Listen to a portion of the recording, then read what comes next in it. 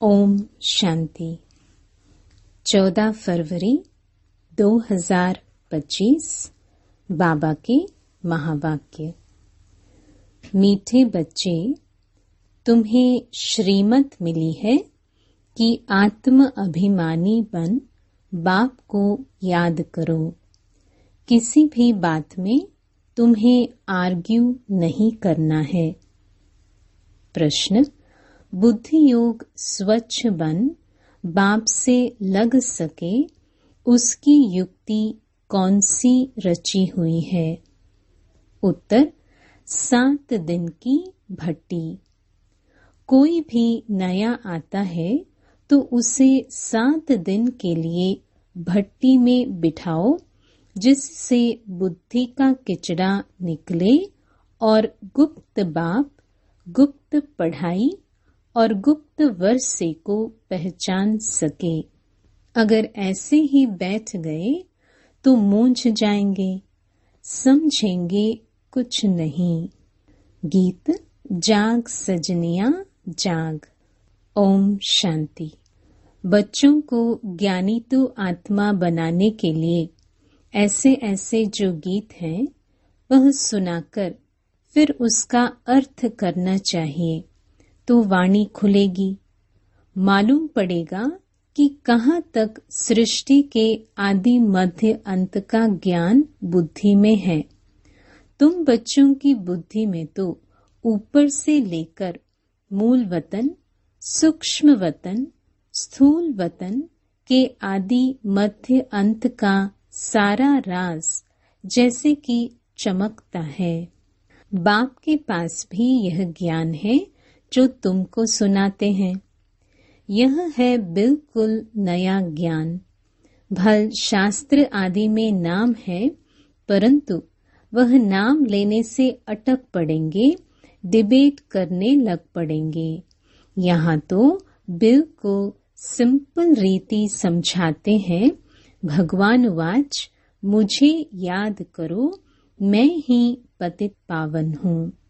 कभी भी श्री कृष्ण को व ब्रह्मा विष्णु शंकर आदि को पतित पावन नहीं कहेंगे। सूक्ष्म वतन वासियों को भी तुम पतित पावन नहीं कहते हो, तो स्थूल वतन के मनुष्य पतित पावन कैसे हो सकते?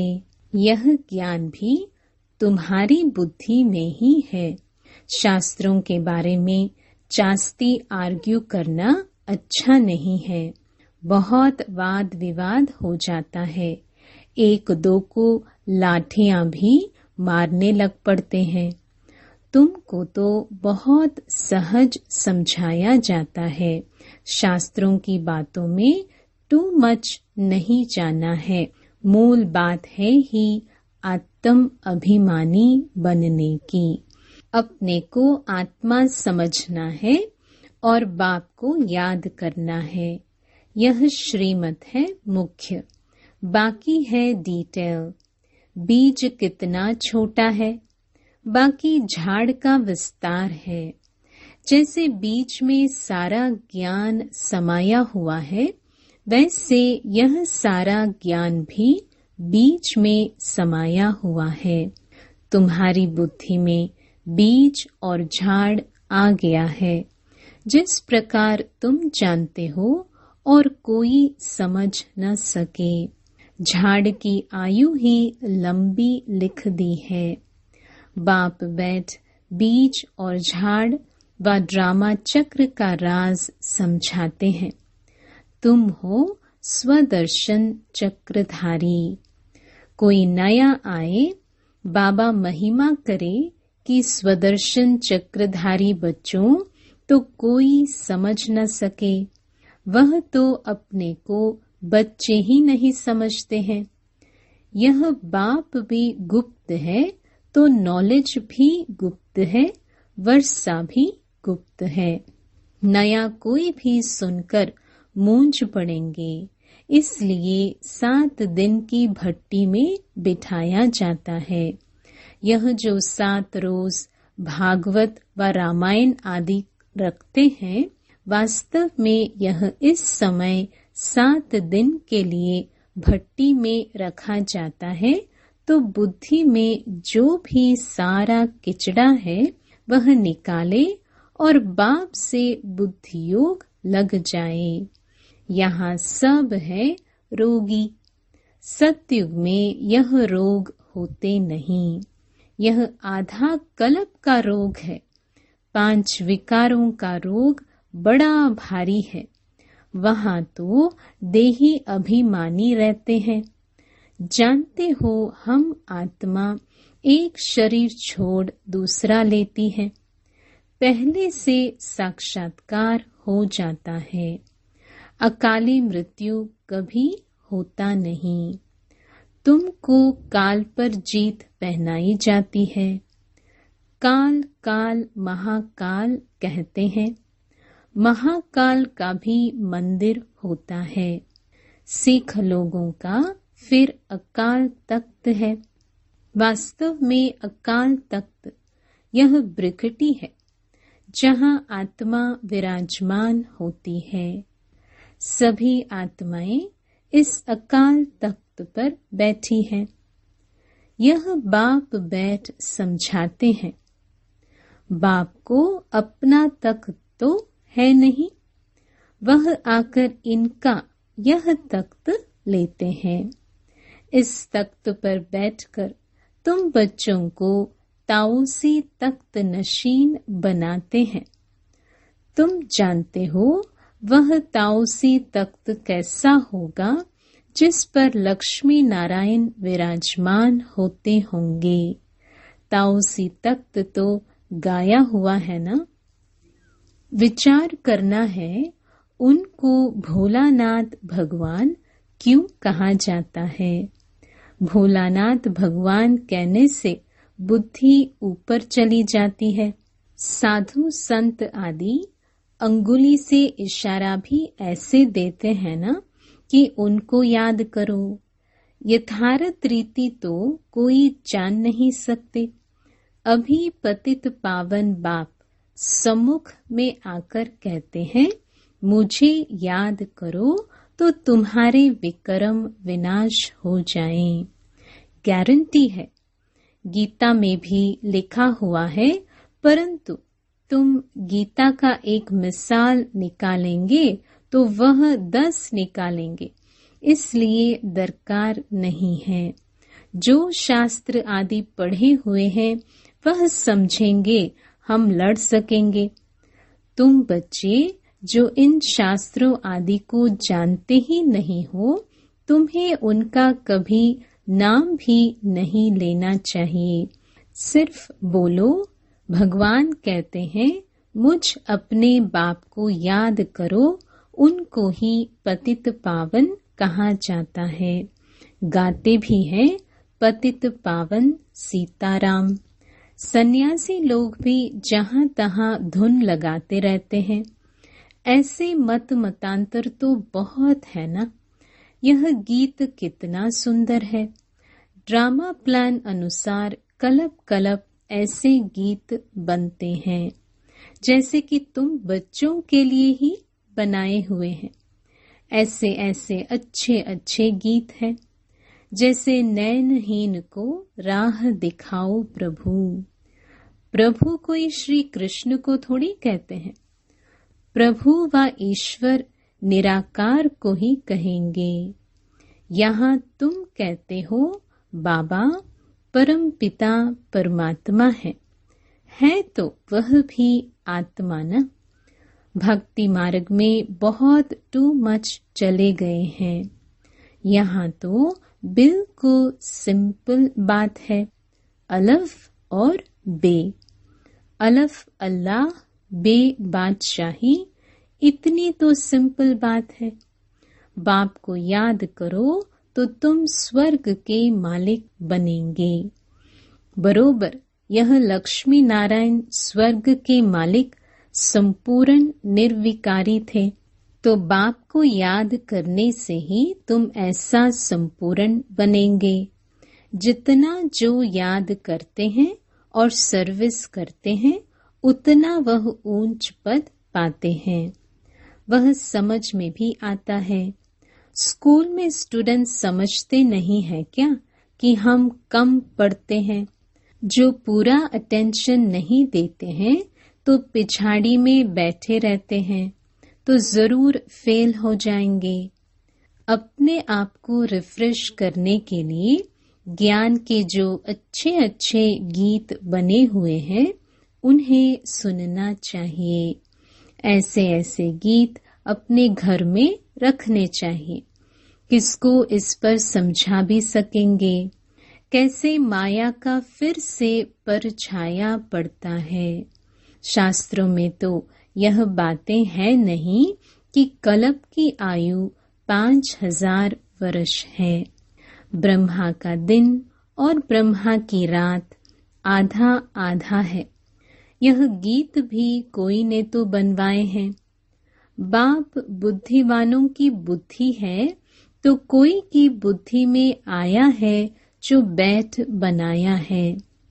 इन गीतों आदि पर भी तुम्हारे पास कितने ध्यान में जाते थे। एक दिन आएगा जो इस ज्ञान के गीत गाने वाले भी तुम्हारे पास आएंगे। बाप की महिमा में ऐसा गीत गाएंगे जो घायल कर देंगे। ऐसे ऐसे आएंगे। ट्यून पर भी मदार रहता है ना। गायन विद्या का भी बहुत नाम है। अभी तो ऐसा कोई है नहीं।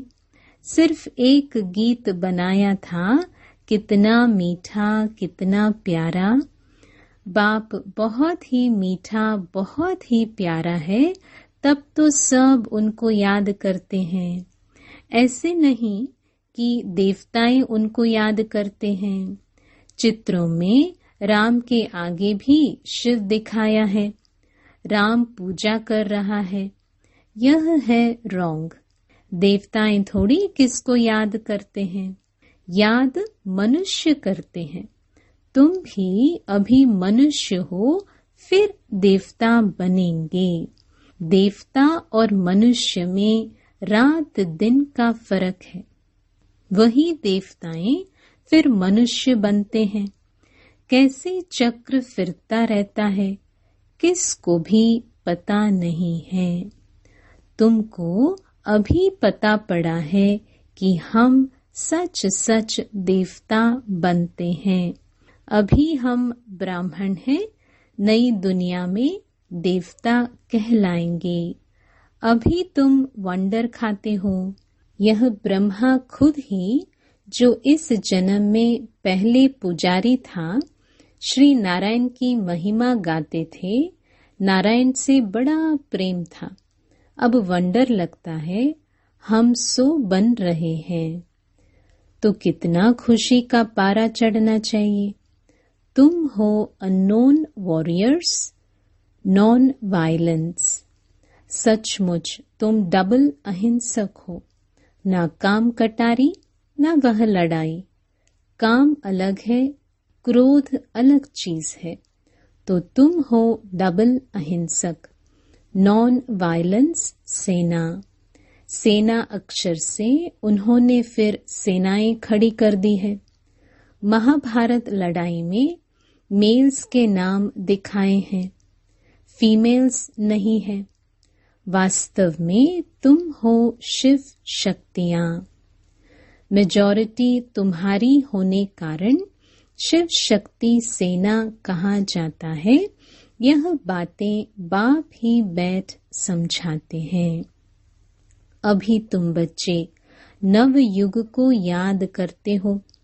दुनिया में कोई को भी नव युग का मालूम नहीं है।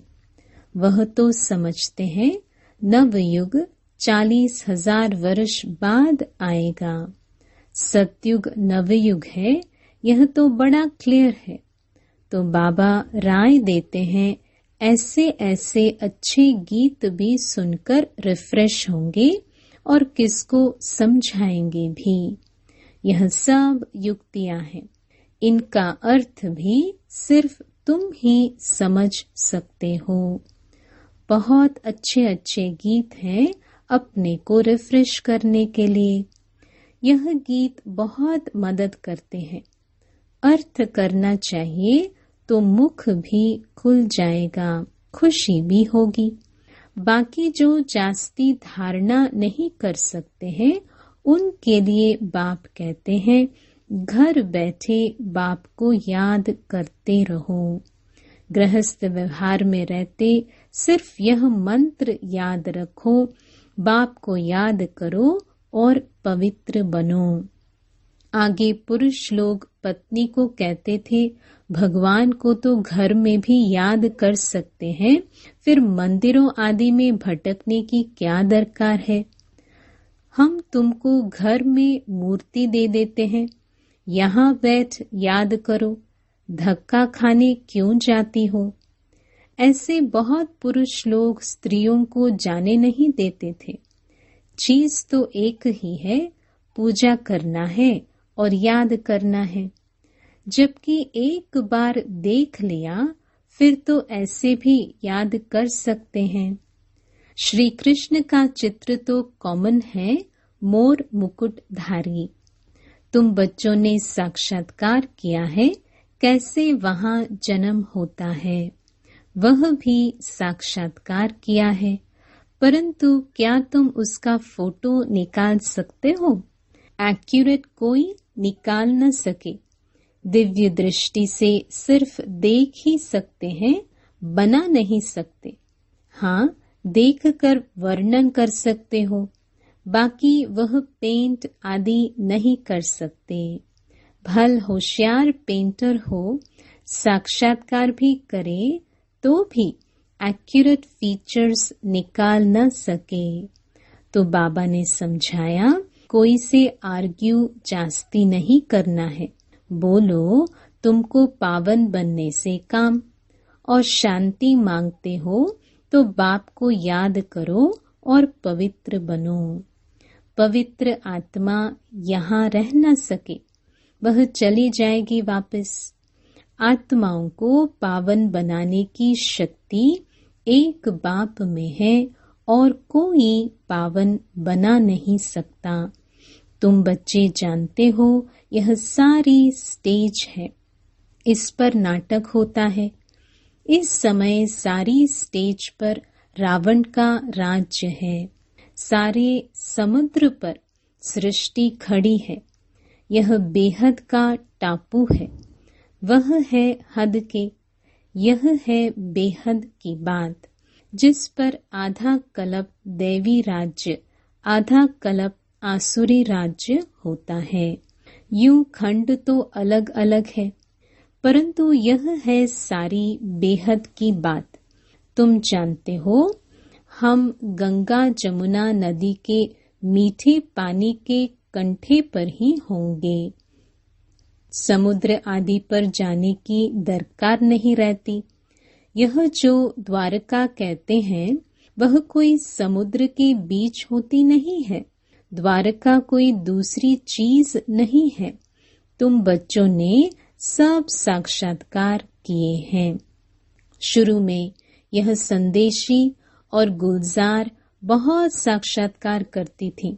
इन्होंने बड़े पार्ट बजाए हैं, क्योंकि भट्टी में बच्चों को बहलाना था तो साक्षात्कार से बहुत बहुत बहले हैं। बाप कहते हैं फिर पिछाड़ी में बहुत बहलेंगे, वह पार्ट फिर और है। गीत भी है ना, हमने जो देखा सो तुमने नहीं देखा। तुम जल्दी जल्दी साक्षात्कार करते रहेंगे। जैसे इम्तिहान के दिन नजदीक होते हैं तो मालूम पड़ जाता है कि हम कितने मार्क्स से पास होंगे। तुम्हारी भी यह पढ़ाई है। अभी तुम जैसे नॉलेजफुल हो बैठे हो, सभी फुल तो नहीं होते हैं। स्कूल में हमेशा नंबरवार होते हैं। यह भी नॉलेज है। मूल वतन, सूक्ष्म वतन, तीनों लोकों का तुमको ज्ञान है। इस सृष्टि के चक्र को तुम जानते हो, यह फिरता रहता है। बाप कहते हैं तुमको जो नॉलेज दी है यह और कोई समझा न सके। तुम्हारे पर है बेहद की दशा, कोई पर बृहस्पति की दशा, कोई पर राहु की दशा होती है तो जाकर चंडाल आदि बनेंगे। यह है बेहद की दशा, वह होती है हद की दशा। बेहद का बाप बेहद की बातें सुनाते हैं, बेहद का वर्षा देते हैं। तुम बच्चों को कितनी न खुशी होनी चाहिए। तुमने अनेक बार बादशाही ली है और गवाई है। यह तो बिल्कुल पक्की बात है, नथिंग न्यू। तब तुम सदैव हर्षित रह सकेंगे। नहीं तो माया घुटका खिलाती है। तो तुम सभी आशिक हो एक माशूक के। सब आशिक उस एक माशूक को ही याद करते हैं। वह आकर सभी को सुख देते हैं। आधा कल्प उनको याद किया है, अब वह मिला है तो कितनी खुशी होनी चाहिए। अच्छा, मीठे मीठे सिक्के लधे बच्चों प्रति माता पिता बाप दादा का याद प्यार और गुड मॉर्निंग। रूहानी बाप की रूहानी बच्चों को नमस्ते। धारणा के लिए मुख्य सार। पहला, सदैव हर्षित रहने के लिए नथिंग न्यू का पाठ पक्का करना है। बेहद का बाप हमें बेहद की बादशाही दे रहे हैं, इस खुशी में रहना है। दूसरा, ज्ञान के अच्छे अच्छे गीत सुनकर स्वयं को रिफ्रेश करना है। उनका अर्थ निकालकर दूसरों को सुनाना है। वरदान, माया के संबंधों को डिवोर्स दे। बाप के संबंध से सौदा करने वाले माया जीत मोह जीत भव। अब स्मृति से पुराना सौदा कैंसिल कर सिंगल बनो। आपस में एक दो के सहयोगी भल रहो, लेकिन कंपेनियन नहीं। कंपेनियन एक को बनाओ तो माया के संबंधों से डिवोर्स हो जाएगा। माया जीत मोह जीत विजयी रहेंगे। अगर जरा भी किसी में मोह होगा तो तीव्र पुरुषार्थी के बजाय पुरुषार्थी बन जाएंगे। इसलिए क्या भी हो, कुछ भी हो, खुशी में नाचते रहो। मिरवा मौत मलू का शिकार, इसको कहते हैं नष्टो मोहा। ऐसा नष्टो मोहा रहने वाले ही विजय माला के दाने बनते हैं। स्लोगन, सत्यता की विशेषता से डायमंड की चमक को बढ़ाओ।